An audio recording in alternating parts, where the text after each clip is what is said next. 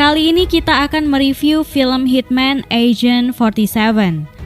Tapi sebelum terus menonton, pastikan kalian gak lupa menekan tombol subscribe dan lonceng notifikasi channelnya agar kalian gak ketinggalan video terbaru dari channel ini. Ini adalah kali kedua film Hitman dibuat. Walau memiliki judul dan karakter yang sama dengan film Hitman terdahulu yang diperankan oleh Timothy Olyphant, Hitman Agent 47 bukanlah sequel dari film produksi tahun 2007 tersebut.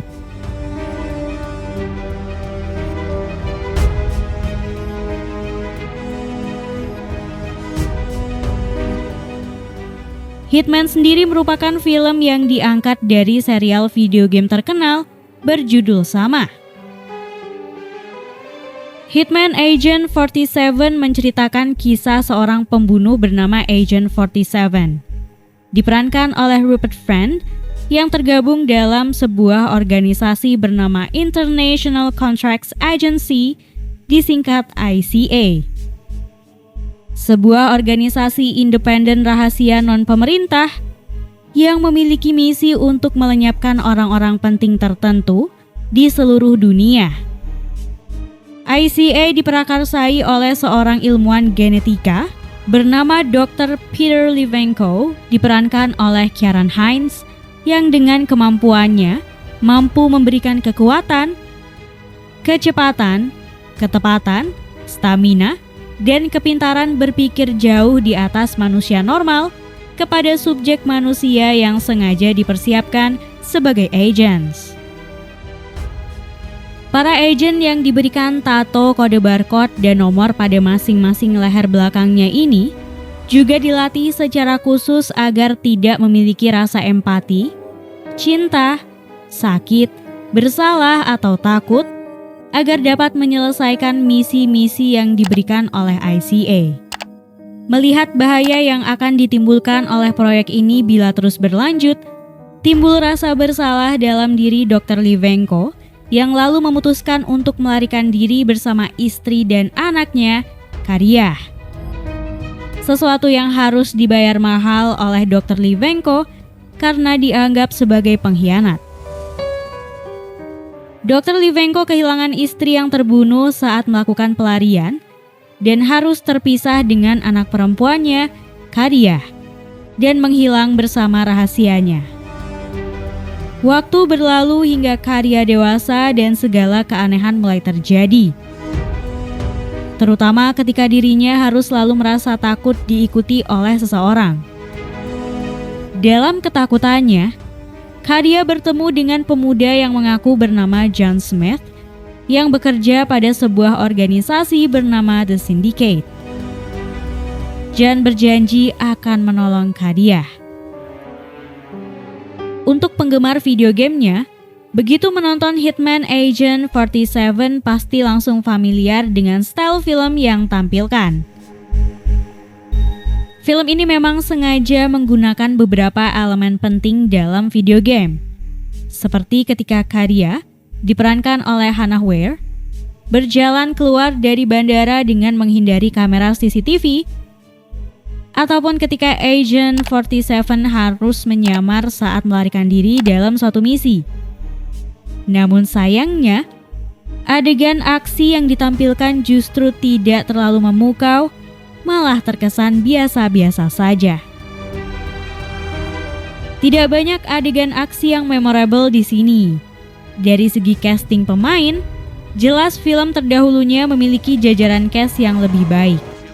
Namun untuk segi cerita, Hitman Agent 47 bisa dibilang lebih unggul. Satu hal yang mengganjal adalah Rupert Friend yang memerankan Agent 47.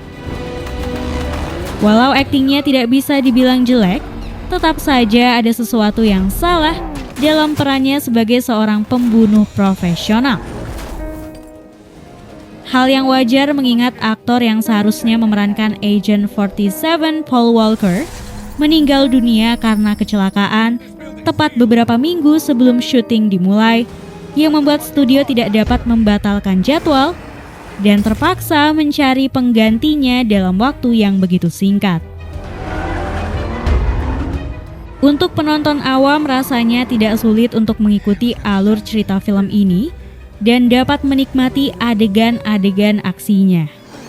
Namun untuk penggemar video gamenya, jangan terlalu berharap banyak dan anggap saja filmnya ini sebagai kisah lain dari seri Hitman.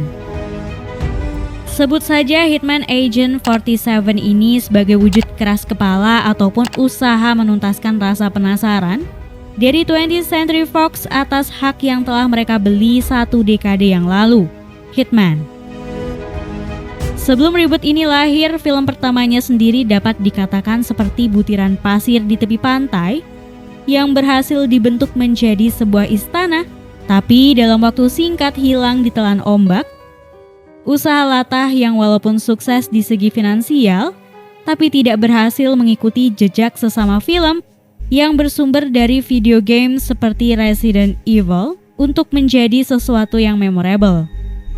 Statusnya sebagai reboot benar-benar dipegang teguh oleh film ini. Ia mengulang kembali apa yang pendahulunya itu lakukan di tahun 2007 tanpa memberikan perbaikan. Tidak ada sesuatu yang baru yang menarik di sini. Kita menyaksikan mesin pembunuh yang anehnya tampak lebih menarik ketika ia hanya duduk diam ketimbang saat ia beraksi, berkeliling Berlin dan Singapura dengan pistol dan mobil. Bermain dengan layar komputer dan smartphone yang kemudian diselingi dengan aksi slow motion yang seolah diciptakan oleh tim yang baru saja mengenal apa itu slow motion. Eksekusi yang berlebihan atau itu mungkin usaha mereka untuk mengalihkan perhatian kamu dari kacaunya cerita Hitman Agent 47. Karena harus diakui action sequences, beberapa di antaranya sejenak mampu untuk sekedar mengalihkan perhatian dari nilai minus cerita. Di balik masalah-masalah tadi, sebenarnya apa masalah paling mengganggu dari Hitman Agent 47 ini? Agent 47 dikenal sebagai sosok pembunuh dengan kemampuan tingkat tinggi. Tapi di sini ia seperti boneka Ken yang dicukur kepalanya dan kemudian dipakaikan setelan jas dan diberikan pistol dan mobil. Penonton seharusnya diberikan sajian dengan tensi yang mumpuni karena ini pada dasarnya merupakan sebuah film action thriller. Tapi Hitman Agent 47 melakukan sebaliknya. Tensi cerita sering terasa terlalu tenang dengan citra kartun yang kental.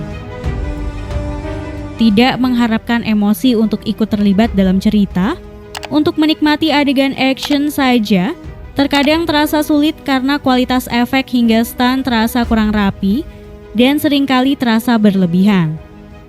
Dan semakin lengkap karena karakter dan dialog juga seperti tidak bernyawa. Melengkapi kisah yang kurang maksimal dari Hitman Agent 47 adalah ketika ia dengan berani memberikan akhir yang dengan teka-teki, seolah menggoda penonton pada apa yang akan terjadi selanjutnya jika sequel hadir. Ini melengkapi rasa jengkel penonton, mendapatkan karakter 2 bahkan 1 dimensi yang tidak berhasil menjadi mesin penggerak cerita.